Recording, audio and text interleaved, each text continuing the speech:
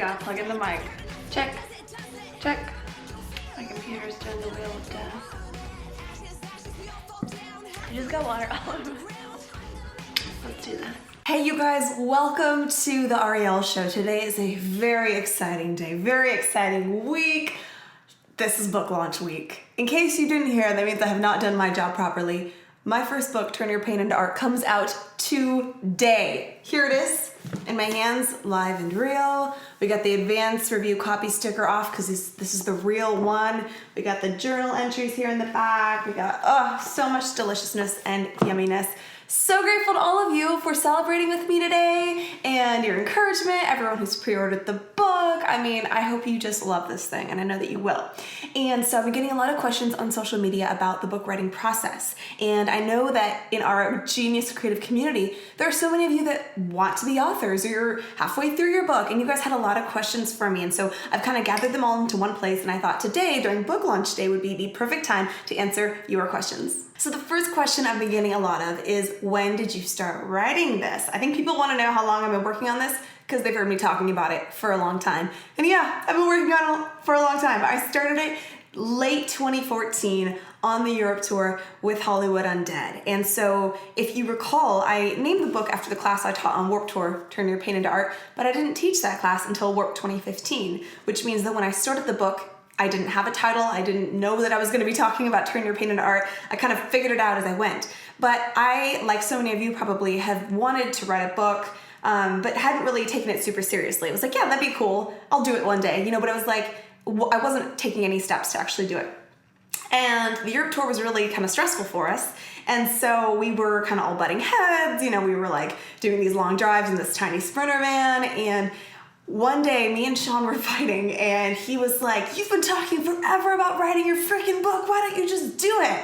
And I was like, "I freaking will." And just in like my own act of defiance, I started writing my book there in the Sprinter van on my iPad. I didn't even bring my MacBook with me, and so I was writing on an iPad, which is crazy. So that leads me to the next question, which is, how did you start the book? And I started it just through chapter 1, really. I knew that the thing that I needed to be sharing with the world was how I learned to overcome all my own personal self-hatred and learn to be more loving towards myself. And I shouldn't say overcome, because I have not overcome my self-hatred, but work on it, like become aware of it. Even just putting that on my radar was so powerful for me. And I know it's been really powerful for a lot of you too. I know that this works. And so I started, yes, on the iPad, and then I transitioned to Evernote. And Evernote is a free document. I looked into all these like fancy writing softwares, but I really wasn't feeling it. So the way Evernote works is you can have notebooks and then different notes inside of your notebook. And so what I actually did was create notebooks for different chapters and put them all into one stack, is what they're called. And so every time I would have a new chapter idea, I would start a new notebook and then just throw so much content. It was like a brain dump every time. And I wrote anytime I was inspired.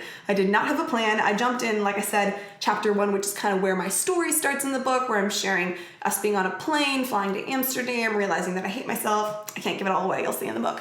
And so I just really jumped in and threw all the content I could think of just like at the wall, at the Evernote document, and then had to begin the long process of formatting it, of putting it into a cohesive order, of deciding what was of value to my readers and what was just me rambling on. And that's kind of where I shot myself in the foot, because that's kind of why it took so long to write it. The actual writing process was joyful. I was going to cafes, I'd be doing it on the bus on Warped Tour, I'd be like staying up late at night, so inspired, just getting out all this great content, feeling so lit up. Like I love the writing process. Lights me up, all about it. However, the actual turning my random writings that are like just a mess of papers, if you can imagine, all over, only digitally, and trying to be like, okay, now let's try to make this into some kind of coherent offering that makes sense and that resembles a book, that was hard. And so I, for the last year, was spending with my editor just whittling it down, and she'd be like, hey, you gotta cut this down. Like my book was probably twice as long as it should have been, as it is now. So she's helped me to cut it down significantly and only offer the parts that are hopefully of value. Something else that was hard about the book was, since I started it 2014, 2015, life kept happening. And I had kind of a rough idea of the story that I wanted to tell, but then my story kept changing, and we went through a lot. 2015, 2016, a lot happened to me personally, to the band, and so there was so many parts of the story that I was like, oh my God, should I be writing about this as it's happening? And I decided that I couldn't just keep lengthening the book and changing the format, I decided that I'll save that for another book, and I had to just focus on sharing this story, which is my story of turning my pain into art. And that brings me to a question I was getting, which is, what is this book about? The book is half memoir, so half sharing my story. Memoirs are the kind of books like where hopefully if they're done right, you just get lost in them, like you forget that you're reading because you're so engrossed in the story. Those are my favorite kinds of books. Like when I open a book from someone I barely know and I'm like, oh my God, this is great. Like you're really loving it. You're getting lost in their journey. I love those books. And so I wanted my book to have a component of that. So the first part, you'll see here, titled Part 1, if I can find it. Okay, so we got Part 1. Pain. That is the first half of the book. I talk about my childhood, I talk about my upbringing, I talk about the band, I talk about touring, I talk about my family, so many different things. And then we get to Part 2, art. We're turning our pain into art.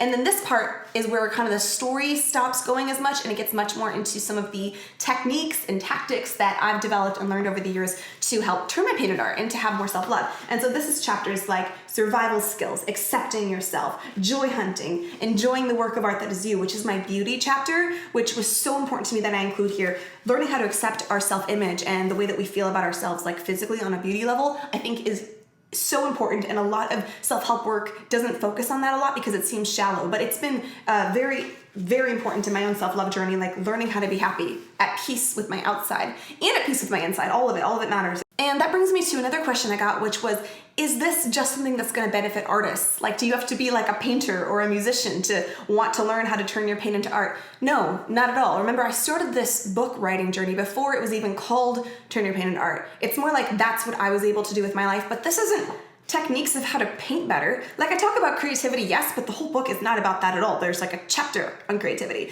And so this is gonna benefit anyone, whether you consider yourself artistic or not. You could be like zero artistic bone in your body and still get so much out of this because I'm showing you how to turn your life into a work of art, how to transform your life, not like how to write a song from scratch. You know what I'm saying? There's a little bit of that in there because like that's my journey, that's my viewpoint, that's where I'm coming from. But no, this is not just for artists. All right, so those are your questions answered. Now it's time to give away a copy of my book, Turn Your Pain into Art, and You Were a Badass by Jensen Chero. This one's one of my favorites too. So the winner picked at random from last week. If you commented, liked, and subscribed, you were entered. Hundreds of you entered.